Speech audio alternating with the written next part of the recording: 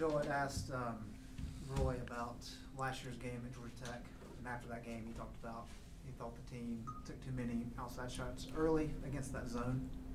What's the key to executing against that zone without leaning on the outside shot too much? Yeah, I think it's just getting it in the middle and being able to suck the defense in and kick it out for threes. Last year we were just swinging it around the perimeter and just jacking up threes.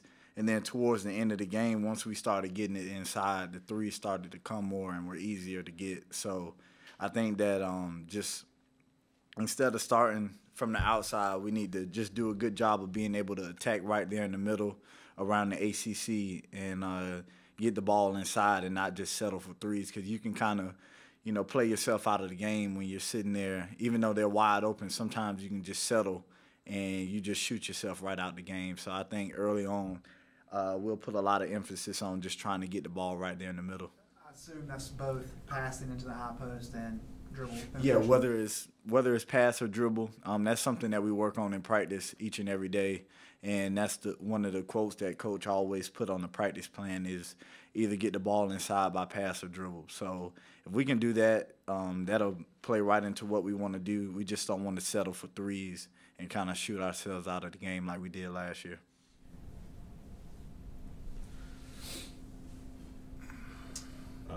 Joel, it snowed a lot around Chapel Hill. Are you getting out in the snow, doing any fun things? Football, sledding, snowball fights? I built my first snowman, so that was pretty cool. But yeah, yeah. But I've never seen this much snow in my life, and it was pretty cool actually. That's part of the reason why I came here was just to experience something new and just get out of Florida and see something other than just rain and sun every single day. So it was pretty cool to see the snow come down and get a chance to get out there and build a snowman. So, yeah. Wouldn't you rather wear shorts every day? No, yeah, I probably would, but sometimes the hot can get a little annoying. So especially the humidity, that can mess you up too. So. Joel, I'm not a big numbers guy, but I'm sure your minutes have kind of increased in ACC play. I'm sure you're aware of that. Is that concerning to you as a player, or do you feel like you can handle the heavier load as the season progresses? Well, the biggest thing is I just like to give it my all each and every time I go out there and play. And sometimes it's hard to, play every single possession and give it my all when, like the other night I played the whole second half. And even though I didn't realize it until the end of the game that I played the whole second half, it's still something that I felt the next day when I got out of bed. And my legs were really heavy coming into practice yesterday. We couldn't get any treatment because we were all snowed in. So I know that won't be the case, hopefully, going down the road. But just playing those amount of minutes, it's hard to give it each and every possession. And that's one thing that I love to do is just try to give it my all. And, I try to win defensive player every game. That's my goal. And sometimes it's just hard when you're out there for so many possessions and you're tired and you want to give it your all, but your body just, can't allow it. And so it's kind of tough, but, if that's what happens and that's what's needed to help this team, I'm down to do it at any time. But, like Coach Rob said the other day in practice, it's going to take a whole team to be able to get to where we want to be and to reach the dreams and goals that we want. And if one person, no matter who it is, from the top person all the way down to the walk-ons, if someone is not in tune to what we're doing and not doing what we're supposed to do, that can mess up a whole dream. So, like I said, while I don't mind playing those amount of minutes, but if Jalik can come in and give us some good minutes, that'll always help. So. In a scenario like you're facing a game tomorrow, then you have a road game Monday night, is it easy to kind of block out the fact that there's a game 2 days later, or human nature kind of let it creep in every once in a while? I think human nature does creep in, knowing that you only get one day to kind of recover, and then we have to get on the bus and drive to Virginia Tech. It's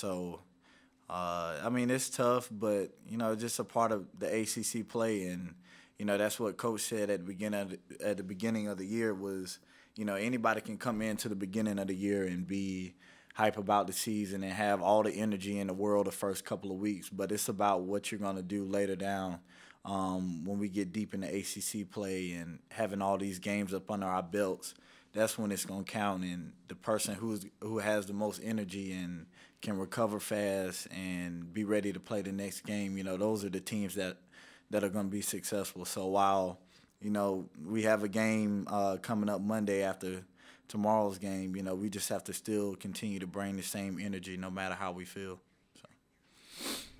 During the course of the game the other night, did you have a sense the number of threes that the team was shooting, or was it just natural?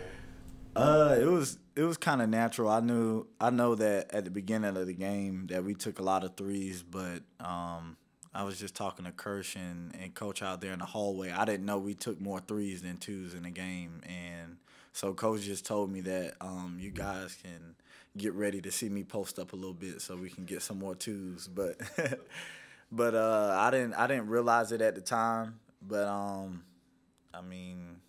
some of them went in. I think we shot a pretty good percentage from three. But we necessarily don't want to take more threes than twos. And like I've been saying for the whole year, it's just a different team this year. We have a lot of people that can shoot from the outside. We don't have the dominant postman we used to have, but we still want to be able to get the ball inside to them because we still believe that they can give us baskets down low. And like I said, Luke is just a little different than the past post players where he can go inside and outside. So you got to think, you have guards that are shooting threes plus one of your big men is stepping out shooting threes. So that's why I think that there were so many more threes than twos last game. Joe, after the game, Kenny said that he didn't think the team was settling for threes. He thought pretty much all of them were good shots. Did film back that up? Film did, but, to Coach, if you're going to take the shot, he wants it to go in. So even if it's a wide open shot and it doesn't go in, to him it's a bad shot because it didn't go in. So while they were open shots, or while some of them were open, when we get to a point where we see them not going in, we just don't want to settle. We want to be able to get to the basket, get it easy too, and then that next possession, if a three comes, we'll be able we want to take it, but we just don't want to come down every single possession and just jack up a three. And if it doesn't go in, like I said, it's a bad shot.